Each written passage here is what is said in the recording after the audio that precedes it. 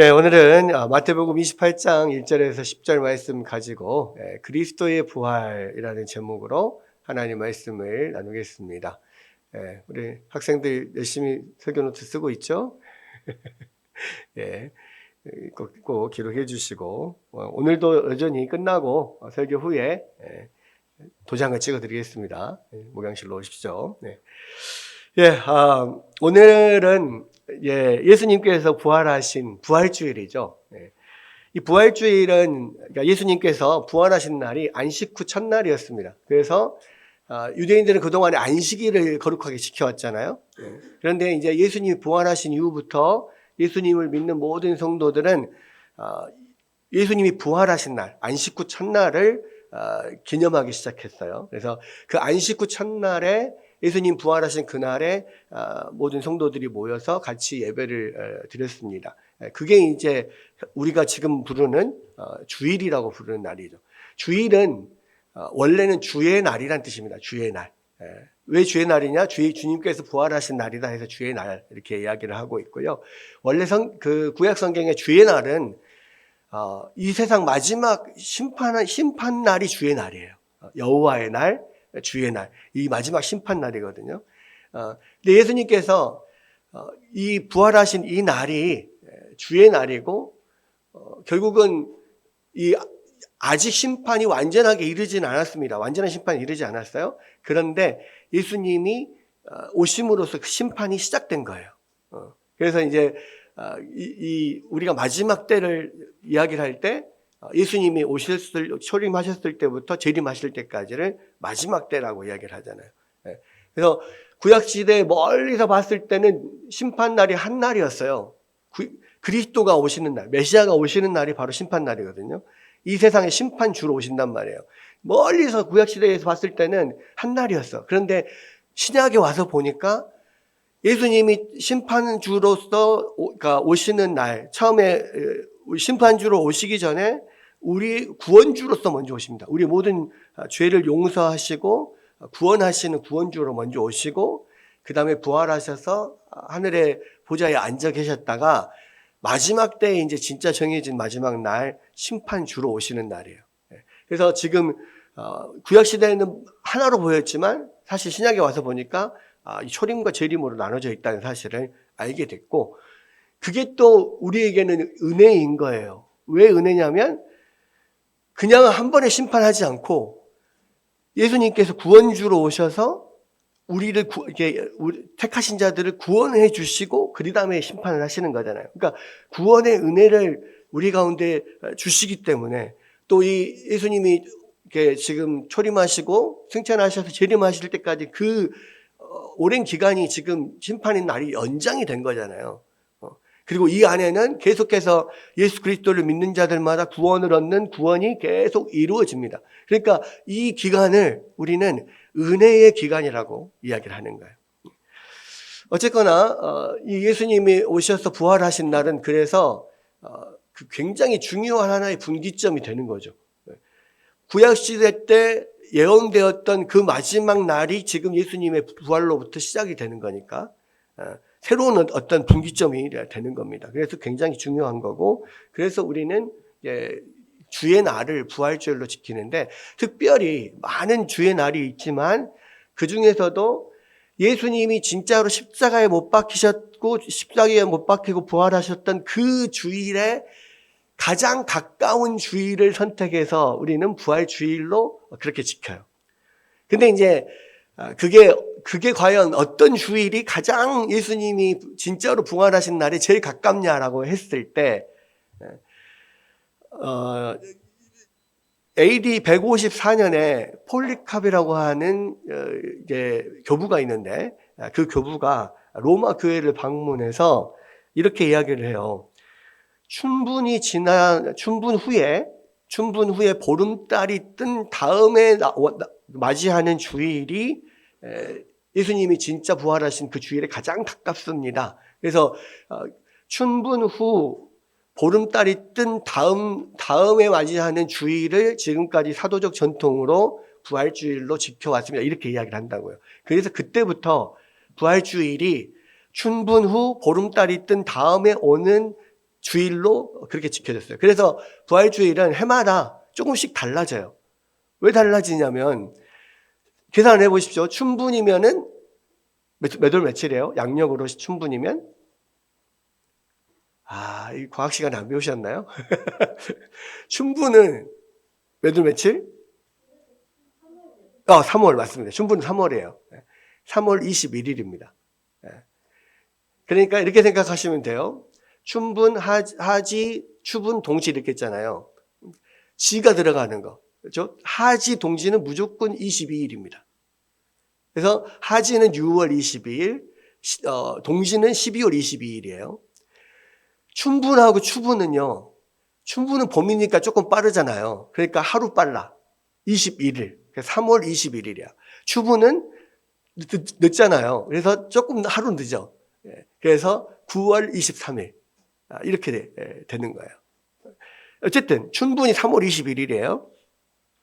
과학 시간에 이거 시험에 안 나옵니까? 옛날에 시험에 나왔던 것 같은데. 어쨌든 춘분이 3월 21일이잖아요. 그러면 춘분은 정해져 있어요. 근데 문제는 춘분이 지나고 나서 보름달이 뜬다면 예를 들어서 춘분이 막 지나기 전에 보름달이 딱 떠버렸어요. 그럼 어떻게 돼요? 보름달이 뜰 때까지 한 달을 기다려야 돼. 그렇죠? 그럼 한 달 동안 기다렸다가 보름달이 뜬 다음에 다음 주니까 거의 4월 말까지 이렇게 갈 수가 있어요. 근데 춘분이 지나고 바로 보름달이 딱 떴어요. 그럼 바로 그 다음 주가 부활주일이 될 수 있는 거죠. 그런 식으로 그렇게 정하고 있어서 부활주일이 어쩔 때는 3월 말이었다가 어쩔 때는 4월 달이었다가 막 왔다 갔다 하는 경우가 많이 있습니다. 오늘은 그래서 4월 첫 주, 오늘이 부활주일이 되겠습니다. 자, 우리가 이제 부활절을 맞이해서요, 항상 이제 그 예수님의 부활에 관한 본문을 늘 살펴보는데, 오늘은 조금 다르게 해보려고 해요. 그러니까 본문 자체를 살펴보기보다는, 특별히 그 17세기 청교도 목사였던 아이작 암브로스라고 하는 분이 쓴 예수를 바라보라고 하는 큰 대작이 있습니다. 이따만큼 두꺼운 책 2권인데, 여기에 보면 예수님이 태초에 하나님과 함께 계셨을 때부터 다시 오실 때까지의 모든 성경의 내용들을 깊이 연구하고 묵상해서 기록을 해놨어요. 근데 이제 그 부분에 대해서, 부활에 관한 부분에 대해서 아이작 암브로스가 이 연구한 내용들을 제가 조금 간단히 요약해서 여러분과 함께 나누고 싶습니다. 지금 나누려고 하는데, 자, 이 아이작 암브로스는요, 예수 그리스도의 부활에 대해서 성경을 연구하면서 3가지를 주목을 했어요. 첫 번째 뭐냐면, 그리스도가 언제 부활했는가? 두 번째, 그리스도가 왜 부활하셨는가? 그다음 세 번째, 그리스도가 어떻게 부활하셨는가? 언제, 왜, 어떻게, 이 3가지를 주목을 했습니다. 그리고 하나는 예수님이 정말로 부활하셨다는 여러 가지 근거들, 이런 것들을 쭉 나오는데요. 그래서 오늘은 우리가 이것을 가지고 좀 함께 나누어 보려고 해요. 봐서 이게 시간이 되는 대로 오전에 이 부분을 좀 하고, 만약에 다 못하면 오후에 좀 보려고 합니다. 자, 먼저 이제 그리스도가 언제 부활하셨는가? 첫 번째, 언제 부활하셨는가? 우리가 이 그리스도가 부활하신 때가 언제냐라고 했을 때 성경에 보면 언제 부활하셨냐면 십자가에 못 박히신 후 사흘째 되는 날입니다. 그렇죠? 우리가 사도신경에 고백하잖아요.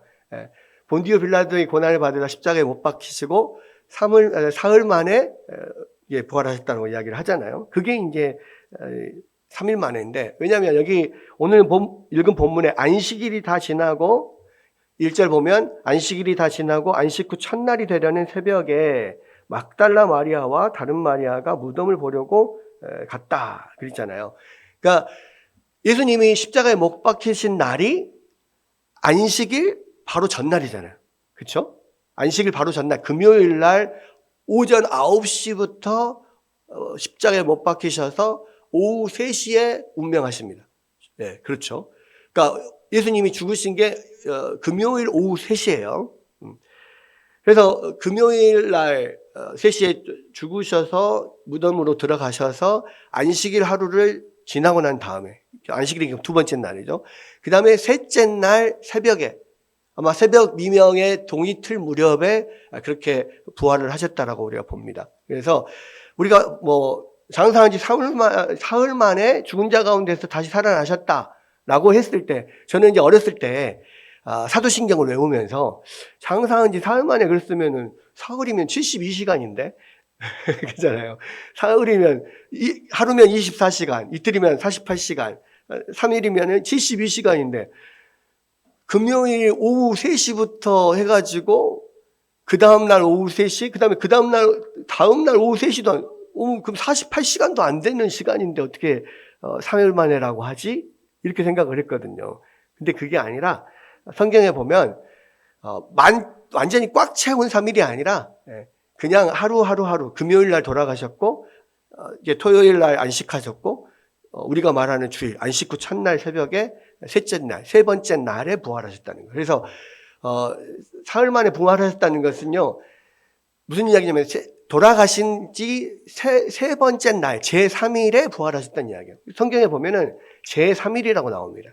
그리고 그것을 영어에서는 on the third day 이런 식으로 나와요.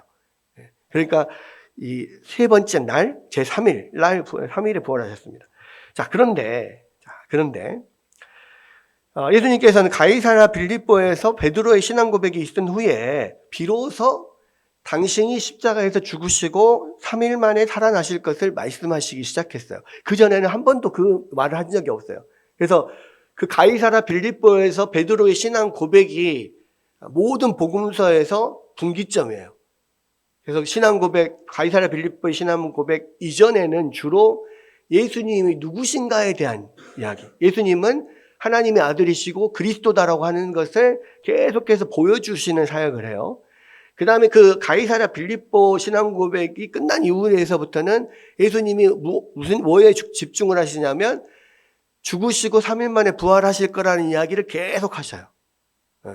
그래서 그 뒷부분은 예수님이 하신 일. 그래서 복음은 예수님에 관한 것이고, 두 번째로 복음은 예수님이 누구신가, 그리고 예수님이 무슨 일을 하셨는가, 이 두 가지를 이야기를 하는 거예요. 그래서 복음서가 앞부분은 예수님이 누구신가에 대한 이야기, 뒷부분은 예수님이 무슨 일을 하셨는가에 대한 이야기, 이 두 가지로 나눠진다는 말이에요. 그런데 이제 마태복음 16장의 이 신앙 고백 이후에부터는 계속 십자가에 관한 이야기를 하시는데, 자, 마태복음 16장 21절 한번 띄워주십시오. 자, 이때로부터 예수 그리스도께서 자기가 예루살렘에 올라가 장로들과 대제사장들과 서기관들에게 많은 고난을 받고 죽임을 당하고 제3일에 살아나야 할 것을 제자들에게 비로소 나타내시니 그랬어요. 여기서 제3일 나오죠. 근데 이때는 십자가에서 죽는다는 말은 이게 정확하게 말씀하지 않으시고 그냥 죽임을 당한다고 이야기했죠. 어쨌거나 지금부터는 계속해서 제3일 죽고 제3일에 살아날 거다. 이걸 계속 말씀을 하셔요. 그래서 이 제3일이요. 3일이라는 시간에 아이작 안브루스가 어떤 그것을 포커스를 뒀습니다. 3일이라는 시간이 굉장히 의미가 있는 시간이구나 라는 것을 생각하면서 성경을 찾아봤어요. 그랬더니 이 3일은요. 그리스도께서 예정하신 시간이고요. 그리고 계속해서 구약시대 선지자들로부터 예언되어 왔던 시간이에요. 제3일.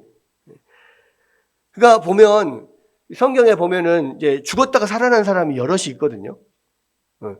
근데 그런 사람들 중에서 오직 예수 그리스도 외에는 3일 만에 살아난 사람이 없어요.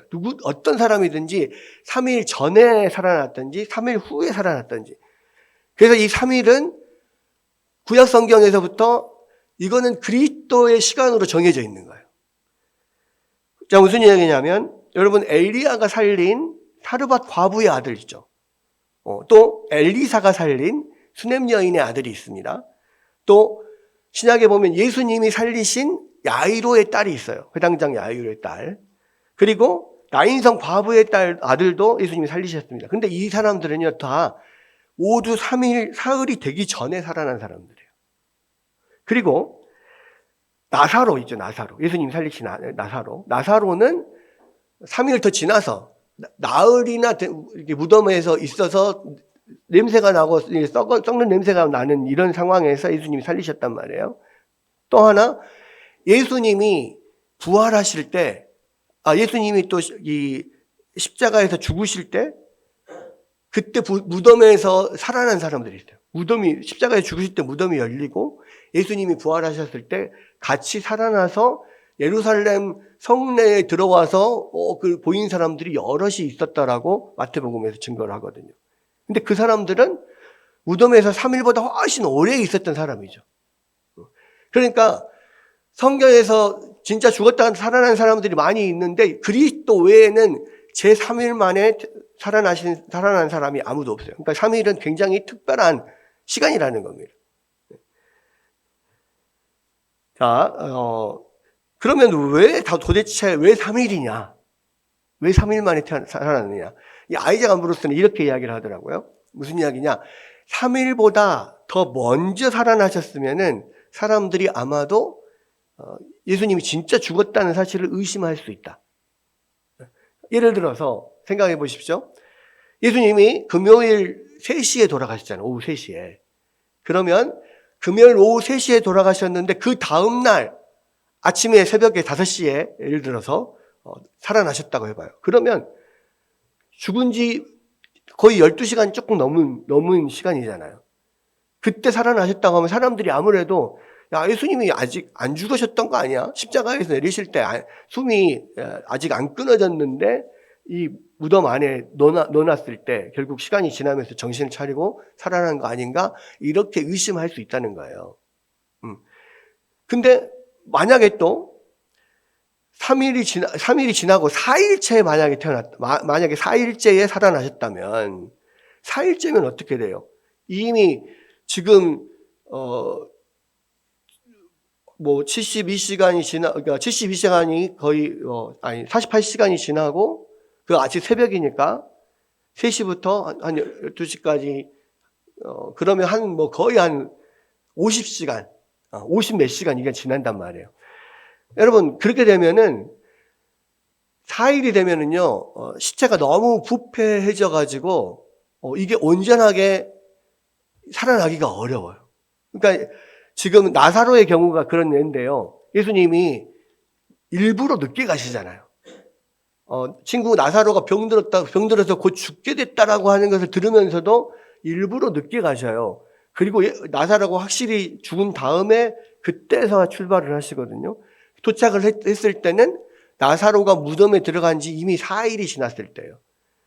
그때 예수님이 문을 열어라 라고 하니까 사람들이 뭐라고 이야기하냐면 예수님 이제 벌써 4일이나 지나서요. 이제 너무 부패가 심해서 냄새가 많이 나기 시작합니다. 문 열면은 아주 지독한 냄새가 나니까 안 됩니다. 이렇게 이야기하거든요. 그 무슨 이야기냐면 4일이 지나면 부패가 굉장히 심해진단 말이에요. 그렇기 때문에 예수님은 이 3일이 지나서 부활하시면 안 된다는 거예요.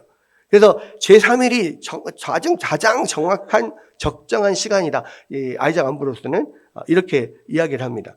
그리고 3일이 지나버리면 안 되는 이유가 뭐냐? 이것을 시편 16편 10절에서 이야기를 합니다. 한번 보십시오. 시편 16편 10절. 자, 이는 주께서 내 혼을 지옥에 버려두지 아니하시며 주의 거룩하신 이로 썩어짐을 보지 않게 하실 것임이니라. 자, 주의 거룩하신 이가 누구예요? 구약성경에서 말하는 메시아 그리스도예요. 그리스도는 썩어짐을 보지 않게 하실 거라는 거예요. 그러니까 예수님 외에 살아난 사람들은요 모두 다 썩어짐을 본 사람들이에요.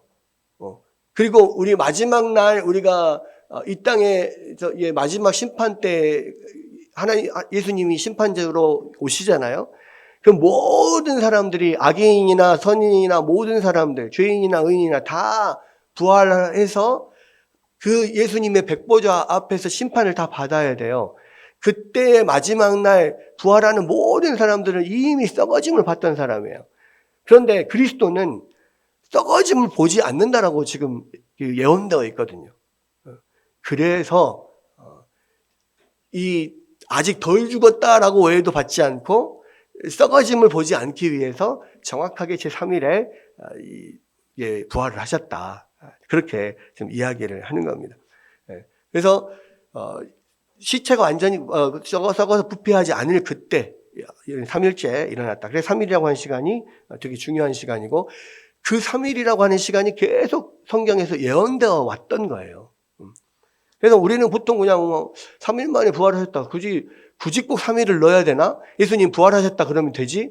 우리가 그런 의문을 가질 수 있단 말이에요. 그런데 이 3일이라고 하는 시간이 굉장히 중요한 시간이고 그 3일 만에 부활하셨기 때문에 예수님이 구약 성경에 예언됐던 그 메시아구나를 알 수가 있는 거죠. 그래서 3일이라는 시간이 되게 중요한 시간입니다.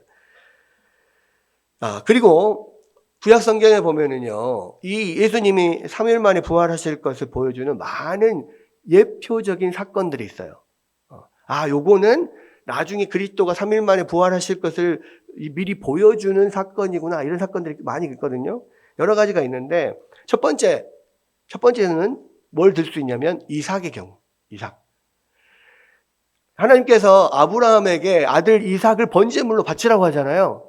그때에 아브라함이 완전히 막 이 시름에 잠겨가지고 하나님의 말씀을 거역할 수는 없으니까 이 이삭을 데리고 털레털레 집을 떠납니다. 그래서 하나님께서 지정하신 산 모리아산까지 이 제물에 쓸 땔감과 이삭과 함께 이동을 하죠. 그래서 모리아산 앞에까지 이르러서 종들을 그 자리에서 남겨두고 이삭과 함께 둘이만 올라갑니다. 그때가 언제냐면 제3일째 되는 날.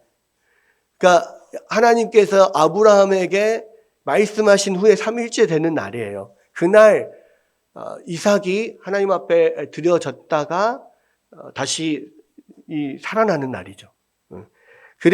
이게 이제 지금 히브리서 기자는 이 사건을 두고 예수님의 부활을 비유한 거다. 그렇게 이야기를 합니다. 히브리서 11장 19절에 보면 이 죽은 자 가운데서 도로 받은 것이다. 이렇게 이야기를 하잖아요. 그러니까 하나님이 이삭을 바쳐라 했을 때부터 이미 이삭은 죽은 거나 다름없었다가 다시 죽은 자 가운데서 받은 게 언제냐? 제3일째였다는 거죠. 이것이 그래서 그리스도의 3일 만에 부활하실 것을 예표하는 사건이다 그러고요. 두 번째 또 유명한 사건이 있습니다. 요나입니다. 요나가 물고기 뱃속에서 삼켜졌다가 며칠 만에 토해져 나와요. 3일 만에 토해져 나옵니다. 그게 마태복음 12장 40절에 예수님께서 그렇게 말씀하셨거든요. 요나가 밤낮 사흘 동안 큰 물고기 뱃속에 있었던 것 같이 인자도 밤낮 사흘 동안 땅속에 있으리라. 그다음에 세 번째는 히스기야의 경우입니다. 히스기야 왕. 자, 이사야 선지자가요. 열왕기하 20장 1절에 히스기야에게 찾아와서 너는 병들어 죽게 되었으니까 집을 정리해라. 네가 살지 못할 거다. 이렇게 이야기를 해요. 그러고 나서 이 말을 듣고 히스기야 왕이 막 하나님 앞에 엎드려서 막 울고 불고 기도하면서 하나님 제발 살려주십시오. 막 그렇게 하니까 이사야 선지자가 돌아가는 길에 다시 하나님이 이사야 선지자에게 너 다시 돌아가서 히스기야가 안 죽을 거라고 이야기해라.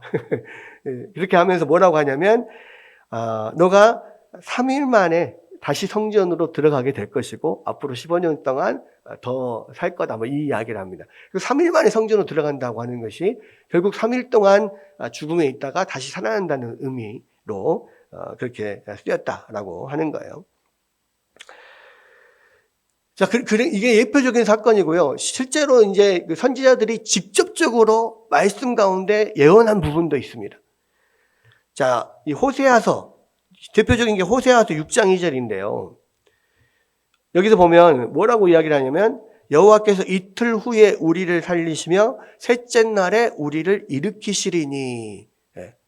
그래서 이 성경에 보면 예수님께서 이 3일 만에 성경에 3일 만에 부활될 것이 기록되어 있다라고 하는 내용이나 내지는 이 사도 바울이 고린도전서에서 예수님께서 성경의 예언대로 3일 만에 부활하셨다 이렇게 이야기할 때 그 성경의 예언된 성경으로서 보통 썼던 그 구약 성경이 뭐냐면 이 호세아서예요.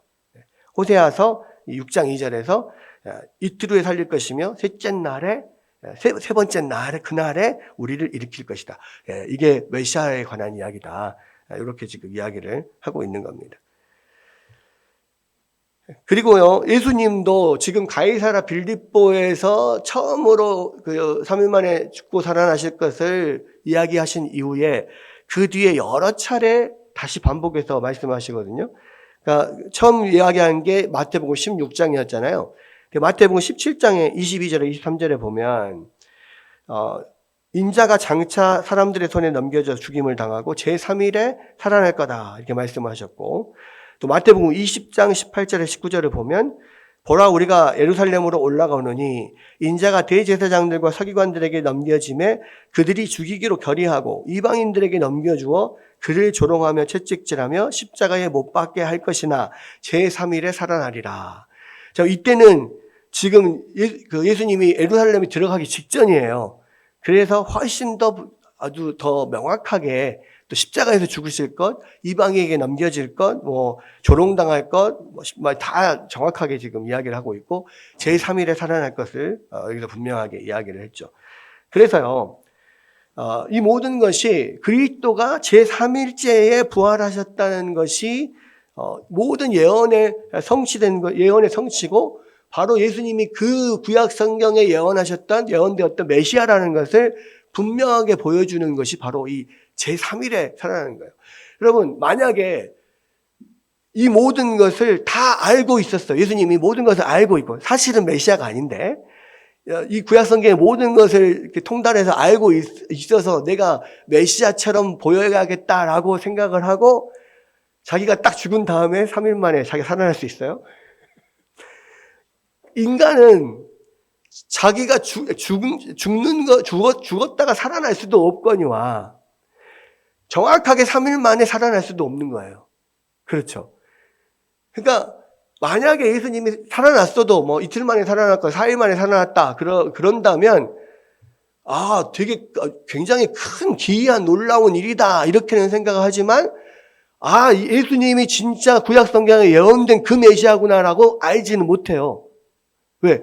구약 성경에는 계속해서 3일 만에 살아날 것을 예언됐으니까. 그런데 예수님이 정확하게 3일 만에 부활을 하셨기 때문에 예수님이 구약 성경에 예언되었던 그 메시아다 이것을 우리가 알 수가 있는 거죠. 그래서 이제 이 3일이라고 하는 시간을 굉장히 중요하다. 아이작 암브로스가 거기에 좀 첫 번째는 맞췄고요. 자, 두 번째는 그리스도가 왜 부활하셨는가입니다. 그리스도가 부활하신 이유.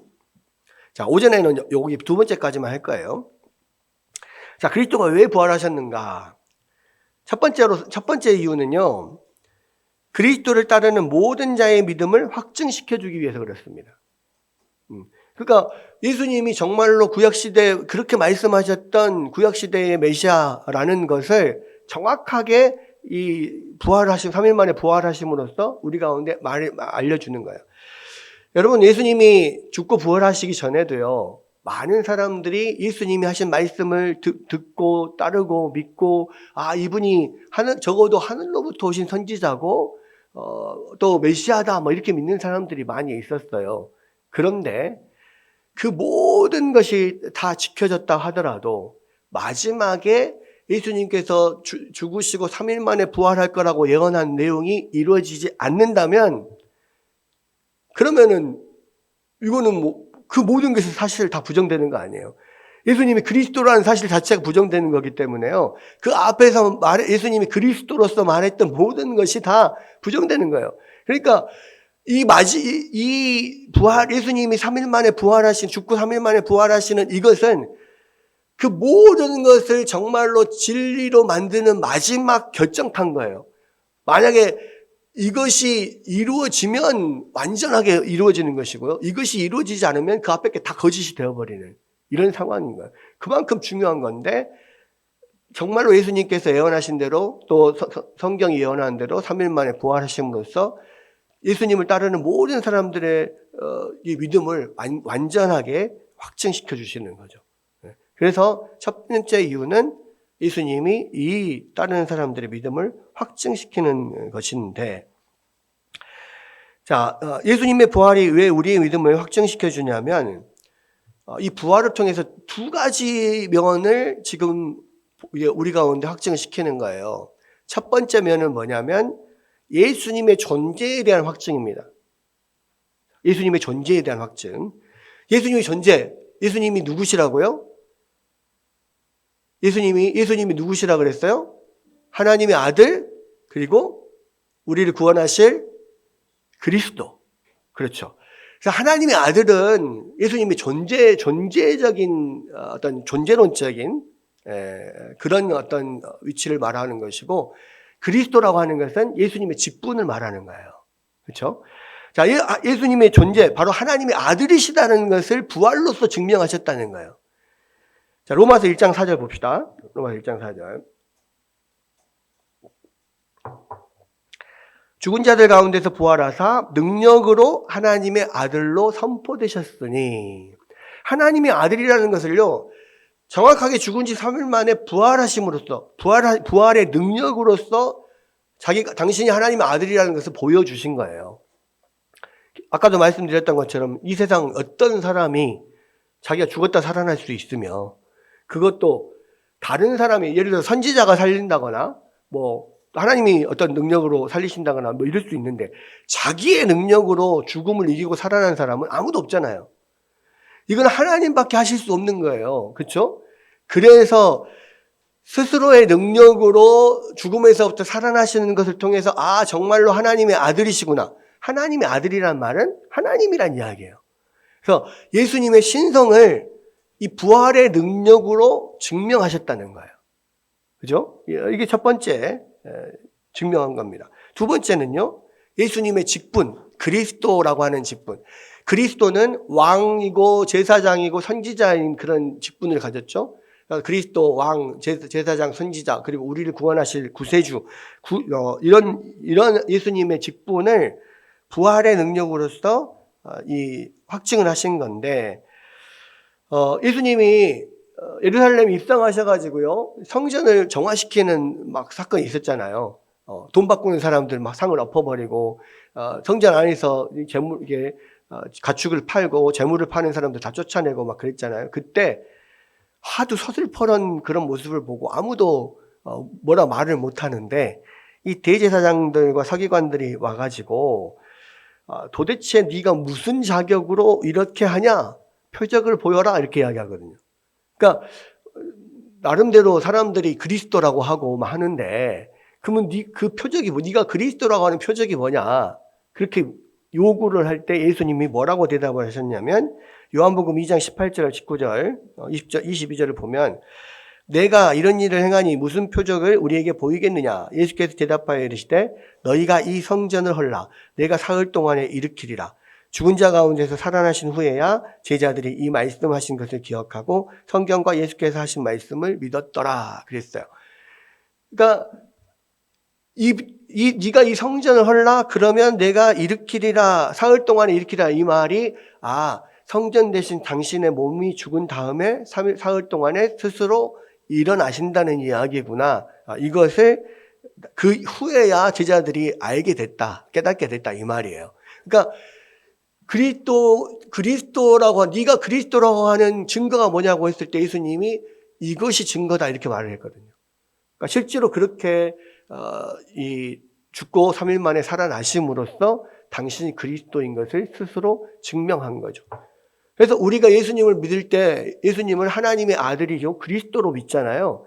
이것을 부활로서 증명을 하셔서 우리 모든 믿는 자들을 믿음을 확증시켜줬다, 이것입니다. 그다음에 요한복음 20장 31절을 넘어갈게요. 그다음 두 번째 부활하신 이유. 두 번째 부활하신 이유는 부활을 통해서 그리스도가 죄에 대한 하나님의 의를 온전히 만족시키고 계속했다는 것을 명확히 보여주기 위해서입니다. 즉 부활을 통해서 죄값을 온전히 다 갚으셨다. 예. 그래서 완전한 의를 이뤘다. 이것을 부활로 증명을 하는 거예요. 여러분, 죄를, 그러니까 우리의 모든 죄 값을 치르는 거잖아요. 죄의 싹은 사망이다 그랬습니다. 죄의 값은 사망이에요. 그래서 예수님이 모든 인류의 죄를 대신 지시고 대신 죽으심으로써 죄값을 치르신 거예요. 예. 그래서 예수님께서 십자가에서 마지막 돌아가실 때 마지막 말씀하셨던 게 다 이루었다 이 말이거든요. 그 말은 다 갚았다 이 말이에요. 다 지불했다. 근데 아이작 아모르스는 이야기를 합니다. 누군가의 어떤 채무를 빚을 갚을 때 첫 번째 필요한 것은 진짜로 그 빚을 하나도 남김없이 다 갚는 것. 이게 첫 번째 필요한 거다. 근데 두 번째, 그렇게 해놓고도 꼭 필요한 게 있다는 거예요. 뭐냐면, 채무 증서 있죠, 증서. 그 증서를 찢어버리거나 소멸시켜버려야 된다는 거예요. 빚을 갚고 나서 만약에 이 증서를 소멸시키거나 찢어버리지 않으면 그 증서를 가지고 오리발을 내밀 수 있잖아요. 네가 언제 갚았냐, 뭐 이런 식으로. 그러니까 빚도 남김없이 돈을 갚고 또 증서도 가져와서 찢어버려야, 없애버려야지 그 모든 채무가 다 끝나는 거다. 그 이야기를 하면서 아이작 아모르스는 뭐라고 이야기를 하냐면, 예수님께서 십자가에서 죽으시는 것은 우리의 모든 죄값을 하나도 빠짐없이 남김없이 그 죽음으로써 다 갚으신 거다. 그런데 그렇게 갚고 끝나버리면 안 되죠. 증서를 찢어야 돼.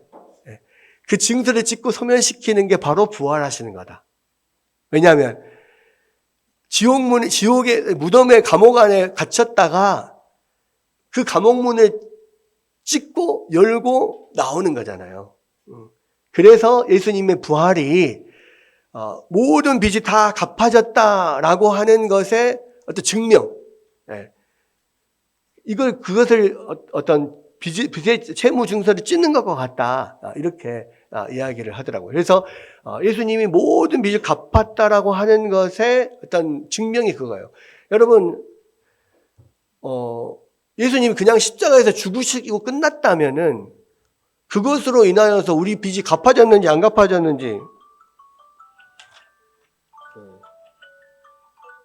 설교 끝나는 시간입니다. 네. 빚을 갚아졌는지 안 갚아졌는지 모르잖아요. 하나님은 아실 수 있어도 사람들은 그게 예수님 그냥 돌아가셨으면 빚이 갚아졌는지 안 갚아졌는지 몰라요. 그런데 3일 만에 부활하시고 죽음을 다 찢고 부활하셨다라고 하는 것은 부활한 것을 보니까 죽음을 이기시고 부활하셨다는 것은 그 죽음을 가져왔던 죄가 다 없어졌다는 이야기다. 죄가 다 없어졌다는 이야기다. 그것을 모든 사람들이 알게 되는 거죠. 그래서 부활하신 것이 우리의 죄값이 다 치러졌다는 것을 모든 사람 만방에 알리는 그런 면이 있는 거예요. 그게 이제 문서를 찢는 것과 마찬가지인데, 여러분 생각을 해보십시다. 여러분, 누군가가 살인죄를 저질렀어요. 그래가지고 징역 20년을 선고받았어. 그렇죠? 징역 20년을 선고받아서 감옥에 들어가서 20년을 다 살았습니다. 그럼 20년을 다 살았으면은 그게 끝난 거잖아요. 근데 20년을 다 살아서 그 형을 다 마치고 나서 마지막에 이제 그 형을 다 마쳤다고 도장 찍고 서류 작업하고 그리고 실제로 감옥 문을 열고 나와야지 비로소 끝난 거잖아요. 그겁니다. 형이 다 맞춰진 것과 감옥 문을 열고 나오는 것 사이에는 시간이 좀 걸려요. 행정적인 처리할 수 있는 시간이 있고 실제로 완전히 이제 죄수에서 사회인으로 다 완전히 복귀하는 그 시간은 감옥 문을 열고 나오는 시간이잖아요. 마치 그것과 같다는 거예요. 그래서 십자가에 죽으심으로써 사실은 모든 죄값을 다 갚았지만 그러나 부활하심으로써 그것을 확증하는 거다. 좀 그런 이야기를 합니다. 그래서 부활을 통해서 그리스도가 모든 죄값을 다 완전히 치르셨다는 것을 보여주기 위해서 부활하셨다라는 겁니다. 그다음에 세 번째는 그리스도는 죄와 사망과 악한 영을 이기고 그것을 정복하기 위해서 부활하셨어요. 여러분 이것을 아셔야 돼요. 죄의 싹은 사망이라고 했잖아요. 그러니까 사망, 죽음이라고 하는 것은 모든 인간이 죽는 이유는 뭐냐면 죄 때문에, 우리가 죄를 지었기 때문에 그래요. 근데 이 죄는 어디서부터 왔어요? 사단의 유혹으로부터 왔어요. 그래서 이 죽음을, 이 죄의 싹신 사망을 깨부수고 이기신 것은 결국 죄의 문제를 해결하게 된 거고요. 죄의 문제를 해결했다는 것은 죄를 가지고 우리를 좌지우지했던 이 사단의 세력을 물리치셨다는 거예요. 깨뜨리셨다는 거예요. 그래서 이 아담에게 예언하셨던 여자의 후손이 뱀의 머리를 밟으리라고 했을 때 그 뱀의 머리를 밟는 행위가 뭐냐면 바로 죽음을 깨뜨리는 부활의 행위다. 이렇게 보시면 돼요. 그래서 부활하심으로써 죽음도 깨뜨려지고 죄도 깨뜨려지고 죄를 잡고 좌지우지하던 사단의 세력도 깨뜨려지는 거예요. 이것을 이렇게 부활로 인해서 이런 승리를 보여주시기 위해서 부활하셨다. 이게 세 번째입니다. 자, 마지막 네 번째를 볼게요. 네 번째는 뭐냐면 그리스도의 부활은 잠자는 자들의 첫 열매가 되기 위해서였다 그랬습니다. 잠자는 자들이라는 건 뭐냐면 죽은 자들이 부활하는 첫 열매. 그러니까 예수님이 부활하심으로써 우리의 모든 사람들, 우리의 모든 선택받은 예수 믿는 사람들이 나중에 죽었다가도 마지막 날 예수님과 함께 부활할 것을 예수님이 먼저 보여주시는 거예요. 자, 이거를 어떻게 지금 사도 바울이 해석을 하냐면 이게 되게 중요한데 예수님이 십자가에 못 박히신 날이 예수님이 십자가에 못 박히시고 바로 그 다음 날이 무슨 날이에요? 유월절이잖아요. 유월절. 그래서 예수님이 십자가에 못 박히시는 날이 유월절 어린 양을 잡는 날이었어요. 그래서 예수님이 유월절 어린 양으로서 우리를 대신해서 십자가에 죽으셨다라고 사도 바울이 이야기하잖아요. 그런데 재밌는 것은 뭐냐면, 자, 유월절이 지나고, 유월절이 또 안식일이에요. 그러니까 유월절에 안식일이 겹치는 날이 그렇게 많지 않아요. 근데 유월절과 안식일이 겹치면요, 그것을 큰 날이라고 합니다. 큰 날. 큰 안식일. 보통 일반적인 안식일이 아니고 큰 안식일이라고 합니다. 근데 그날은 큰 안식일이었어요. 안식일 이후에 안식 후 첫날이 원래 무슨 날이냐면 초실절이라는 날이에요. 원래 구약의 명절에서 유월절이 지나고 오는 안식일 있죠?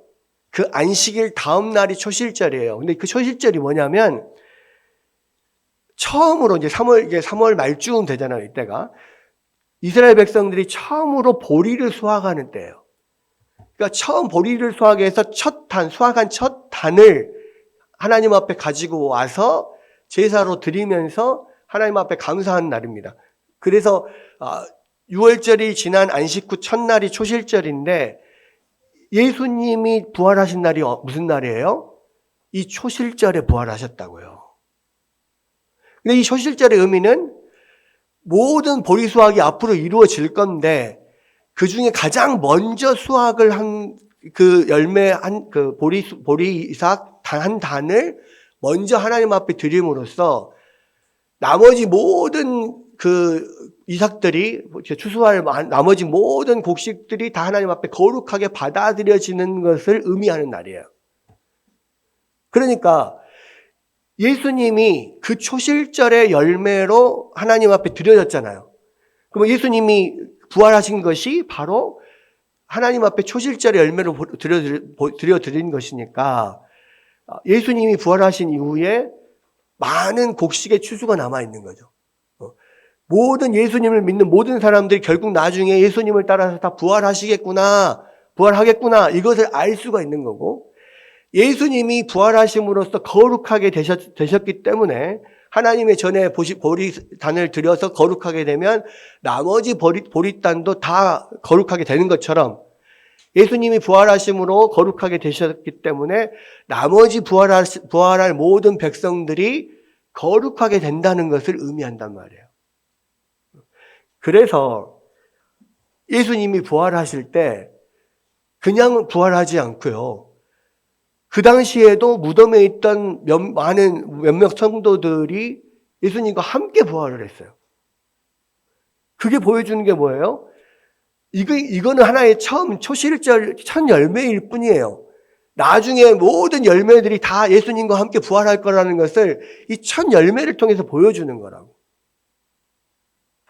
그래서 결국은 이 예수님이 부활하신 사건은요, 우리 모두가 다 예수님을 따라서 예수님이 다시 오시는 그날 예수님을 따라서 부활할 것을 미리 보여주는 사건이었다는 거예요.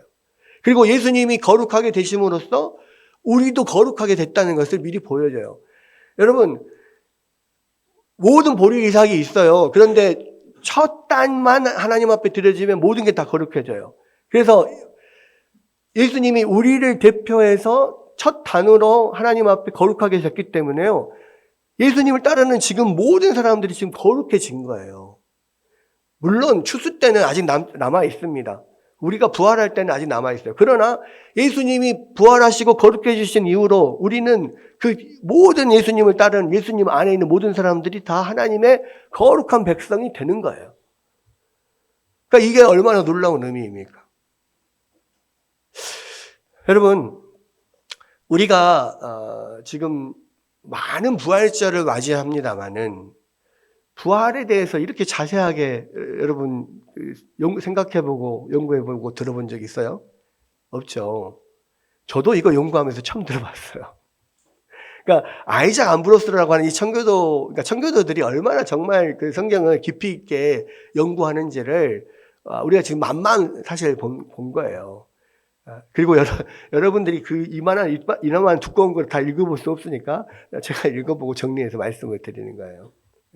여러분, 우리가 우리 부활의 의미라는 것이 어떤 것인지 여러분 아셔야 됩니다. 그래서 3일 만에 부활하셨다는 것이 정말로 정말 중요하구나.